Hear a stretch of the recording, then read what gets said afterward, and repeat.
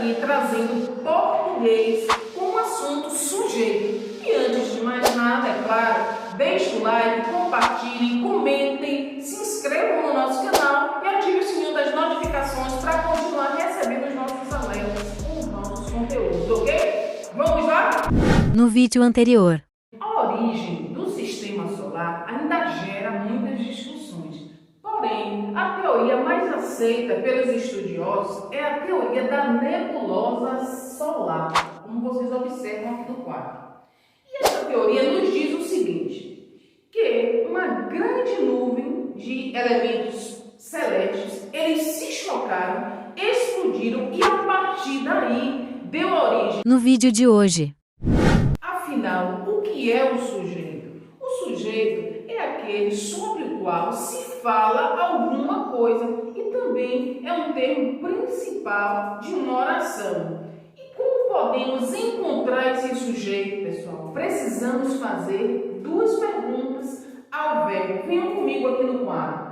Primeira delas, como encontrar? Fazendo a pergunta ao verbo quem ou o que. Podemos perguntar ao verbo. Nesse exemplo aqui nós temos o cachorro mordeu o garoto.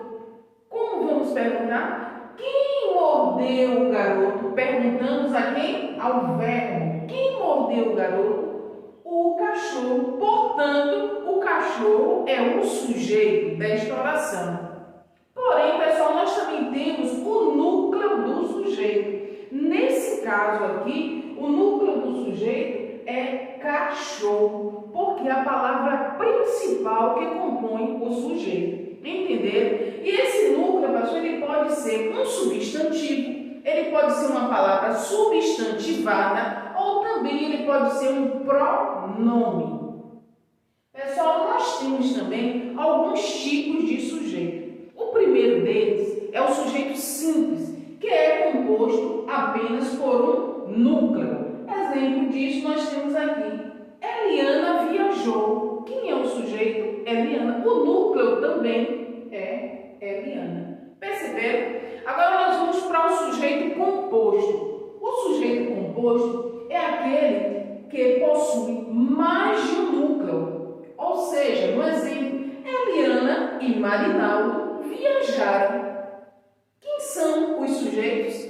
Eliana e Marinaldo. Porém, pessoal, quem são os núcleos? Eliana, Marinaldo. Perceberam? Outro tipo de sujeito, sujeito oculto ou desinencial. O que é o sujeito oculto? Gente, é aquele que não vem expresso na frase. Ele existe, claro, porém ele não vem expresso. Precisamos observar a desinência verbal, ou seja, a terminação verbal. Olhem bem um exemplo. Falamos com determinação e clareza. Se observarmos o final do verbo, nós vamos descobrir quem é o sujeito. Se falamos, nós falamos. Olha o pronome pessoal, nós. Sujeito indeterminado. Ele existe também. Porém, pessoal, não é identificado na nossa oração. Pode acontecer esse sujeito indeterminado. Venham comigo aqui. Na primeira frase, nós temos roubaram várias lojas. Sabemos que alguém roubou? Roubou. Mas você não sabe, não tem como você identificar aqui na oração quem roubou. Perceberam? Isso trata-se de um verbo transitivo direto. Segundo exemplo, alugam-se apartamentos.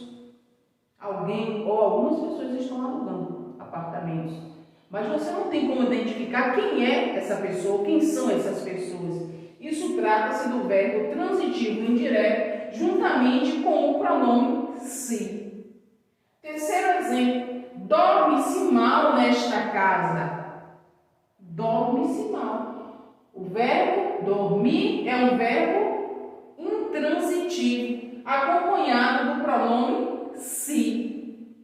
E também precisa-se de jardineiro que more próximo. Alguém está precisando precisando de um jardineiro que more próximo, mas você não tem como identificar na oração quem é que está precisando. Estamos aqui falando de um verbo de ligação, o verbo precisar, acompanhado também do pronome se.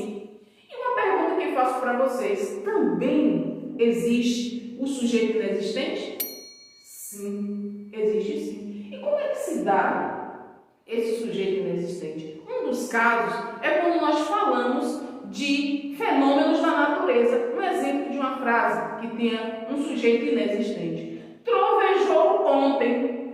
Perceberam que não existe sujeito nessa oração. E por sinal, nós vamos deixar na descrição do nosso vídeo outros casos de sujeito inexistente para vocês estudarem mais sobre esse assunto. Ok? Pessoal, esse foi o nosso vídeo de hoje. Deixe o like, compartilhem, comentem o nosso vídeo, se inscrevam no nosso canal e ativem o sininho das notificações, ok? Até a